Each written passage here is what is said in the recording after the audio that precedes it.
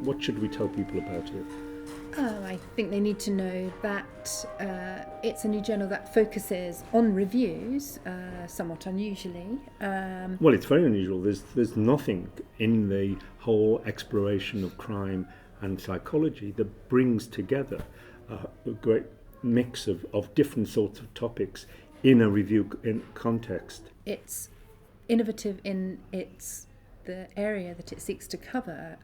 Crime psychology we've really delineated that as an area of activity. It's broader than forensic psychology. It's broader than criminology. It's broader than investigative psychology. Yes, in fact, we've already published the first issue. There's a very thorough review of the polygraph technique and how it works and different ways of using it and what the particular evidence is for it in different situations.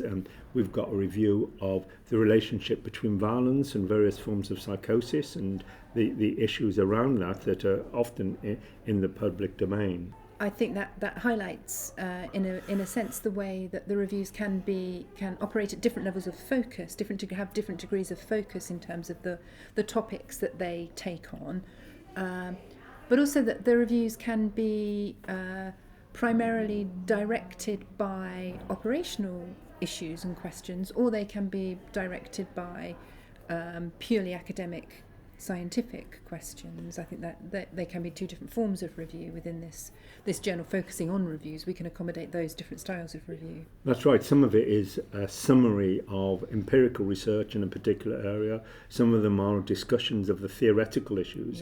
Yeah. And some are these very systematic reviews that go through what is known about a particular topic in some detail. Yeah, and David, we have no hesitation in looking at submissions that take a very strongly argued view on any particular topic. That's right. I mean, there's a lot to be said in this emerging, wide-ranging area for polemical attempts to put forward a point of view in a strong and clear way, with as long as there's plenty of evidence to back up that point of view, and then we can invite other people to come and comment on that and open up the debate. I mean, let's just talk through some of the sorts of topics. I mean, you've already discussed the issue of detecting deception, this vast area of psychological research.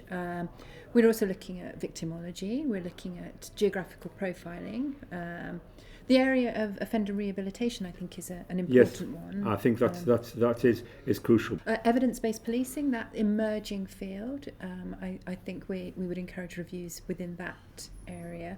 And generally emerging topics of interest, as well as the more established ones. So we're looking at emerging topics like people trafficking, like missing persons, reviews in these areas, things that have really only become areas of systematic study in recent years, alongside the highly established areas. Another area that I think we need to really encourage reviews in relation to are those areas which psychology has neglected, those areas that fall within the remit of crime and criminality, but which psychology has stayed away from. And what sort of things do you have in mind? Well, the most obvious example to me is terrorism, which has been neglected from a psychological that's true. Okay. So, what do you think of as emerging areas that reviews are going to be very valuable on? Well, there are topics that have only become the focus of systematic scientific research in recent years, and the obvious ones are missing persons, people trafficking, those sorts of areas within crime psychology. And then there are areas that psychology has neglected, but that now I think we need to get up to date. We need to catch up. We need reviews on the psychology of these areas. What do you have in mind? Well, the most obvious one that springs to mind is terrorism. Oh, yes, yeah. Yes, that's been sort of dominated by political scientists and people dealing at a very general level rather than dealing directly with terrorists and what their psychological processes are, although that is now growing and again, therefore would be a very valuable area of research. This new journal, Crime Psychology Review, providing, as it does, reviews within the area of crime psychology. Who should read it? Well, it's going to be very valuable for people developing a PhD in a particular area, Yeah. but anybody doing research into a specific topic and wants to get to grips very quickly with what is going on in that literature now. It's going to be very valuable for them. Students in general across the range from criminology, socio-legal studies, various aspects of crime psychology, forensic psychology, clinical psychology. There are going to be reviews in the journal that are going to be relevant to them. And then, of course, practitioners. There will be, of course, material already that people have pulled together, say for their PhDs or in preparation for a big research grant, or because they're beginning to get into a topic in some detail, and there's no obvious outlet. So it doesn't readily find a publication outlet, sure. And the journal would be a great place to publish that. And we can take a whole range of different sorts of reviews. I mean, I'm quite keen, for instance, on the idea of reviewing a whole series of books on a particular topic. I mean, the obvious area is offender profiling, on which there are dozens of books, and it would be great to have an overview of all those different books, what their approach they take, how much evidence they draw on, and how sensible they are. That type of coherent review of a set of books on a particular topic is something I'd very welcome. But then, of course, there are systematic reviews where people search around key words through Google Scholar and other means in order to put together a very detailed account of the literature in a given area.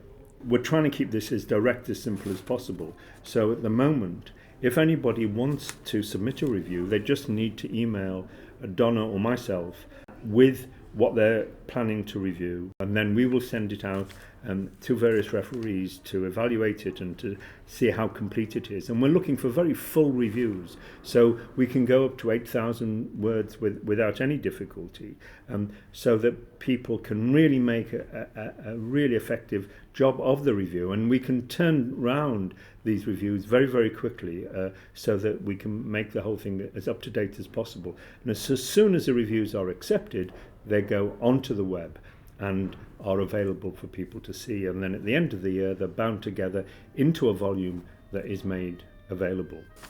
In summary, what's gone on in the past, what's happening now, and where the whole field is going in the future.